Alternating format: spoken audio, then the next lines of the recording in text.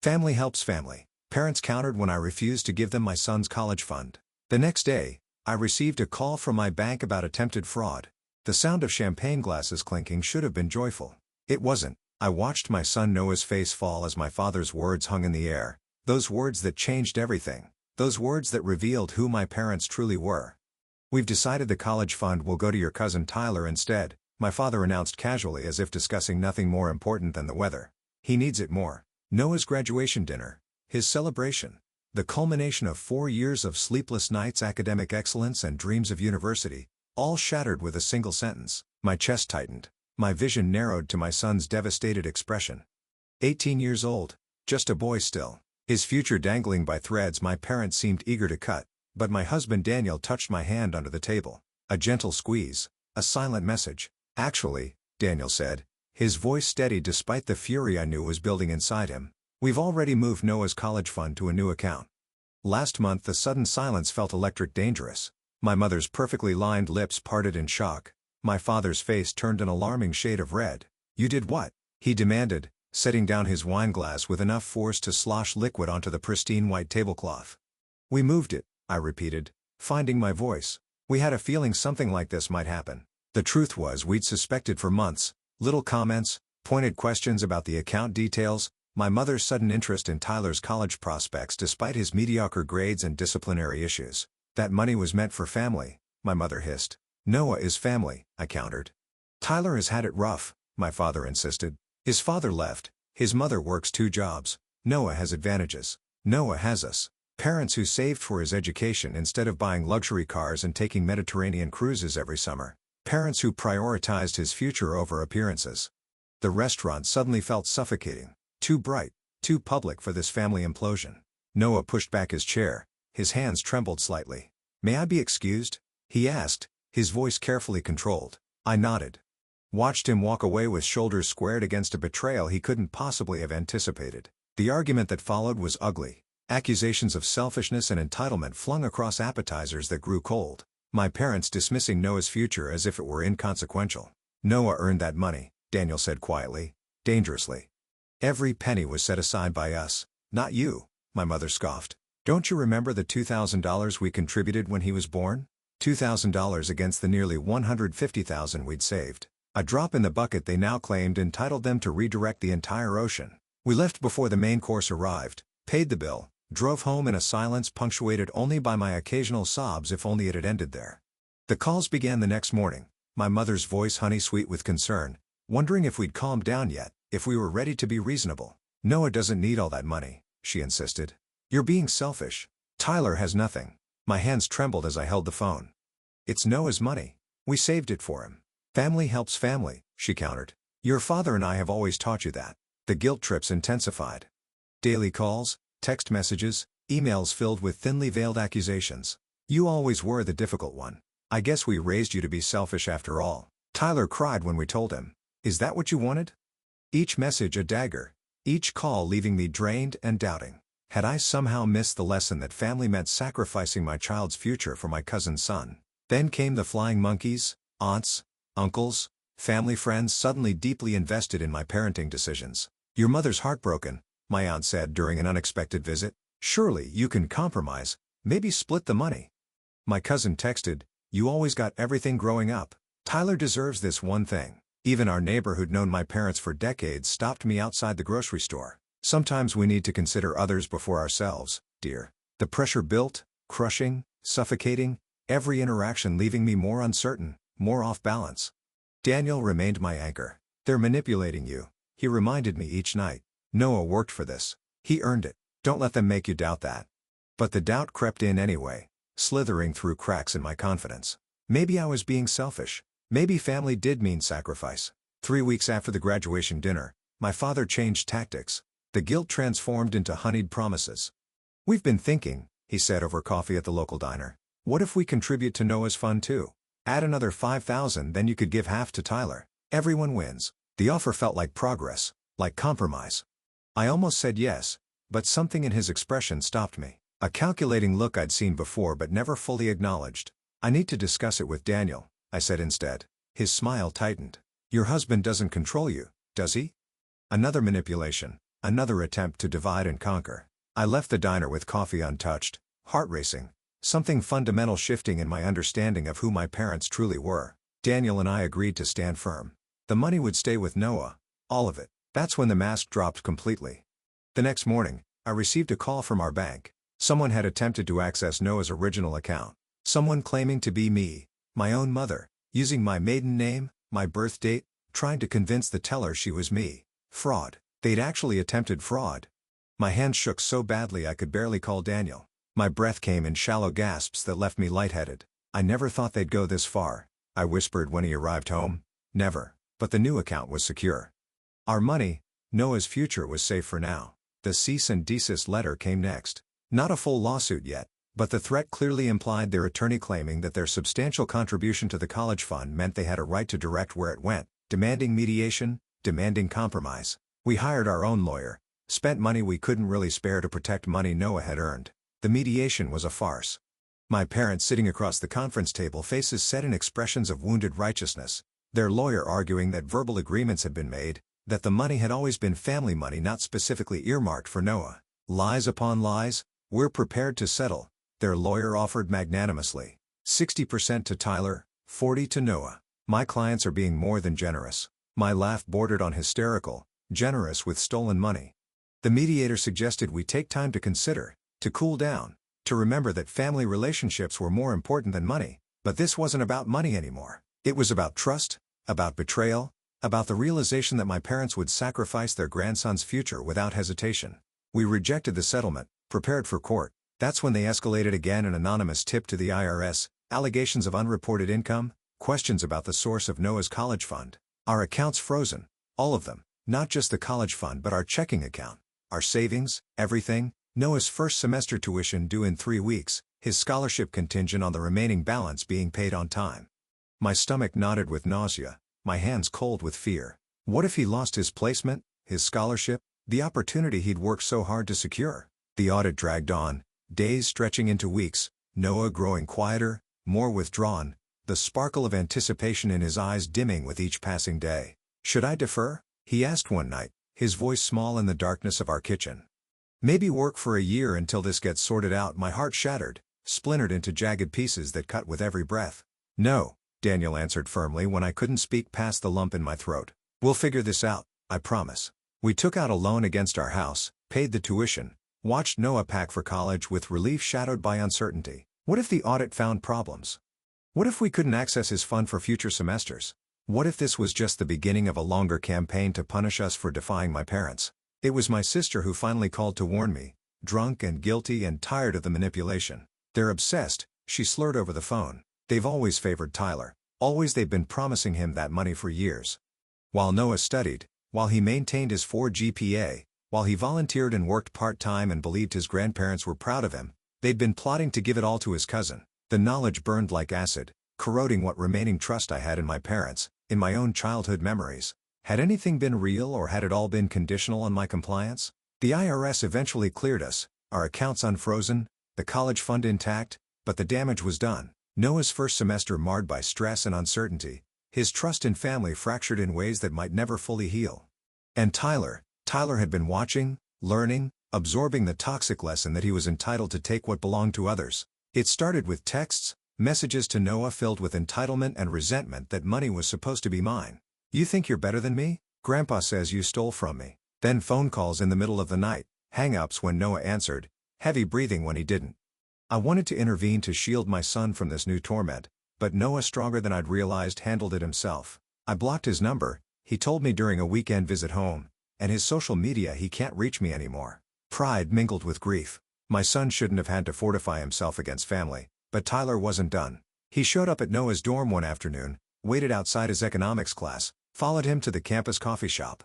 Where's my money? He demanded loud enough for other students to turn and stare. My money, the money your parents stole from me. Noah, calm despite the ambush, stood his ground. It was never your money, Tyler, never. Grandpa says it was, says your parents are thieves. My son, my 18-year-old son, who should have been focused on calculus and campus activities and finding his path, looked his cousin in the eye. Then Grandpa lied to you just like he's been lying to all of us. Tyler shoved him hard enough to send Noah stumbling back against a table, Hard enough to spill coffee across notes and textbooks, hard enough to earn himself a campus security escort and a trespassing warning. Noah called that night, voice steady, but edged with something new, something harder. "Tyler came by today," he said casually. Too casually, my breath caught heart hammering against my ribs. "Are you okay?" My fingers clutched the phone with white-knuckle force. "I'm fine," he assured me. Nothing happened. Not really, but something had happened. Something significant enough that campus security had been involved. Something my son wanted to minimize to protect me from worry. My mind spun with terrible possibilities, with thoughts of restraining orders and school transfers and security systems. "Noah, if you don't feel safe, I'm fine, Mom," he interrupted. Really, Tyler's all bark, no bite. But I knew better. Knew that entitlement and resentment could ferment into something dangerous, something unpredictable. The breaking point came on a Tuesday night, ordinary until it wasn't. The sound of breaking glass downstairs, Daniel grabbing the baseball bat we kept in our closet, me calling 911 with shaking fingers. And there, in our living room, stood Tyler, 19 years old, glassy-eyed with alcohol and entitlement, a crowbar in his hand. "Where's my money?"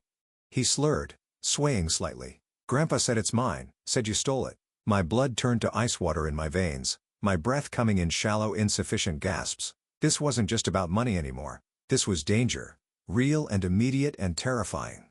Daniel kept his voice level, soothing as if talking to a spooked animal. "Tyler, put down the crowbar. Whatever you've been told breaking in here won't solve anything. Grandpa said you'd say that. Said you've been hoarding the money, that I deserve it more than Noah." The police came. Tyler went to jail. My parents violated him out the next morning. I confronted them in their driveway that afternoon, the suburban quiet a stark contrast to the tornado inside me. "Why?" I demanded, my voice breaking. "Why would you do this to Noah?" My mother looked through me as if I were glass. "Tyler needed it more. You encouraged him to break into our house. He could have hurt someone. He could have hurt Noah." My father stepped forward, finger pointed at my face like I was still a child to be scolded. "If you just given the money like you were supposed to, none of this would have happened." That's when I knew some breaks can't be repaired, some betrayals cut too deep. "I don't want to see either of you again," I said, the words simultaneously devastating and liberating. "Stay away from my family." My mother's expression hardened. "You'll regret this." "Blood is thicker than water. Poison is thicker than both," I replied. I walked away from the house I grew up in, from the parents who had decided their grandson's future was currency to be redirected. Tyler came to see us 3 weeks later, sober, shaken by his night in jail, by the realization of how close he'd come to ruining his life. "They told me the money was always meant for me," he admitted, unable to meet my eyes, "that Noah didn't deserve it because he already had advantages, that it wasn't fair." "And you believe them?" He nodded miserably. "I was stupid, drunk, angry about everything. They kept telling me how Noah had everything I didn't." I felt a flicker of pity beneath my anger. Tyler had been manipulated to, a pawn in whatever twisted game my parents were playing. "I'm sorry," he whispered. "Really sorry." It wasn't enough to erase what had happened, but it was something. A small green shoot in scorched earth. Noah returned to college, the money, his money intact. The IRS investigation closed, his future back on track though shadowed by what had happened. Tyler enrolled in community college after getting sober. We helped him apply for financial aid, not because we owed him anything, but because breaking cycles require someone to step off the wheel. My parents still send cards on birthdays and holidays. I return them unopened. Some betrayals can't be undone with Hallmark sentiments and shallow apologies. Daniel says I'll regret the estrangement someday, that I'll wish for reconciliation when it's too late, maybe, but I don't regret protecting my son. Don't regret showing him that family isn't about blood. It's about choice, about who earns the right to be in your life. Sometimes the greatest inheritance we can give our children is the willingness to break patterns, to say this stops here, this damage will not continue. Noah calls every Sunday from his dorm room, excited about classes, about friends, about a future unstolen. And in those moments, I know with absolute certainty that some prices are worth paying, that sometimes walking away isn't giving up. My mother sent a letter last month forwarded through my sister, 3 pages of justifications and half apologies that never quite acknowledged the magnitude of what they'd done. We only wanted what was best for the family. Family? As if that word could excuse every betrayal, every manipulation, every attempt to steal my son's future. I burned the letter in our fire pit, watched the pages curl and blacken and disappear. Daniel found me there staring into the embers. "You okay?" he asked, wrapping a blanket around my shoulders against the autumn chill. Was I? The answer wasn't simple. I missed the parents I thought I had, the ones who took pictures on Noah's first day of kindergarten, who attended his little league games and science fairs. But those people were illusions. Masks worn by strangers willing to destroy their grandson's opportunities for reasons I still couldn't fully comprehend. I'm getting there, I answered finally. The healing isn't linear. Some days I'm fine, strong in my boundaries, certain in my decisions. Other days grief ambushes me in the cereal aisle or while folding laundry. Grief not for what I lost but for what was never real to begin with. Tyler is doing better. 6 months sober now, working part-time and studying business administration. He calls occasionally, careful to respect boundaries, never asking for more than we're willing to give. My sister wavers between support and enabling our parents, trapped in familial dynamics too tangled to easily escape. They're getting older, she reminded me last week. They won't be around forever. True. But their eventual absence doesn't obligate me to endure their presence now. Noah came home for Thanksgiving confident in a way he wasn't before. College suits him. Freedom suits him. He asked about his grandparents once, just once, over pumpkin pie and coffee. Do you think they'll ever understand what they tried to do? He asked, his voice carefully neutral. I considered lying, considered offering the platitudes adults often give children to soften life's harder edges. Instead, I gave him truth. Probably not. Some people can't see past their own justifications. He nodded, thoughtful. I'm glad you and Dad protected me, not just the money, but from believing I deserved what they tried to do. My throat tightened. My brilliant, perceptive son who understood more than I'd realized. We'll always protect you, Daniel promised. Always. Spring came. Noah's freshman year nearly complete. Tyler 6 credits away from his associate's degree. Life continued. Healing continued. Not in straight lines but in spirals that sometimes brought pain closer before spinning it away again. I received a voicemail from my father yesterday, his first direct contact in over a year. Your mother is sick, he said, his voice thinner than I remembered. Cancer, stage 3, she's asking for you. My finger hovered over the delete button, trembled there with indecision. Was this real or another manipulation? A genuine plea or a calculated strategy to breach the boundaries I'd established? I didn't know, couldn't know. Daniel found me on the back porch, phone clutched in my hand, tears streaming unchecked down my face. What happened? He asked, kneeling before me. I played the message for him, watched his expression shift from concern to wariness. What do you want to do? He asked finally. Such a simple question with such a complicated answer. What did I want? To believe my mother's illness might create an opening for genuine reconciliation, to maintain the protective distance that had brought us peace, to find some middle path that acknowledged both the broken past and uncertain future. I don't know, I whispered, the truth unvarnished and insufficient. Daniel nodded, squeezed my hands in his. You don't have to decide right now, he said, or ever if that's what feels right. That night I called my sister, confirmed our mother's diagnosis, not a manipulation then, but reality. She's scared, my sister said. She wants to make amends before her voice trailed off, the unspoken before it's too late hanging between us. I closed my eyes, remembered the months of guilt tripping, the legal threats, the IRS investigation that nearly cost Noah his scholarship, the night Tyler broke into our home with a crowbar fueled by my parents' lies. I need time, I said finally. Time to process, to decide whether I could face my mother without reopening wounds barely healed, whether reconciliation was possible or merely another avenue for pain. Noah called that evening excited about a research opportunity for the summer, his voice bright with possibilities. I didn't mention my mother's illness didn't cloud his success with family shadows. There would be time for those conversations later if necessary. After we hung up, I sat in the darkness of our backyard, stars scattered overhead like spilled salt. The same stars my mother had once taught me to identify, the same stars that would continue long after all our human dramas had played out. Perspective arrived slowly. Privately, my mother's illness didn't erase what she had done, didn't automatically entitle her to forgiveness or reconciliation. But it did place a timeline on whatever choices I made, did establish parameters around opportunities that might otherwise seem infinite. I still don't know what I'll do, whether I'll visit, what boundaries I'll establish if I do. But I know this, whatever choice I make will be mine, not driven by obligation or guilt or familial expectations, not haunted by should or must or expected, mine, ours, the family we've chosen to be. That's the inheritance I want to leave Noah, the knowledge that he has choices, that he deserves relationships built on mutual respect and genuine love. That family isn't a prison sentence but a privilege earned through consistent care. Tomorrow I'll decide about my mother, about whether to visit, about what that might mean for our future. But tonight I'll sit with the stars, with the knowledge that some questions don't have perfect answers. With the understanding that healing isn't about finding those perfect answers, it's about finding peace within the questions themselves. Peace in knowing that whatever path I choose it will be mine, chosen with clarity and intention rather than obligation. That's freedom. That's growth. That's the true inheritance worth passing down.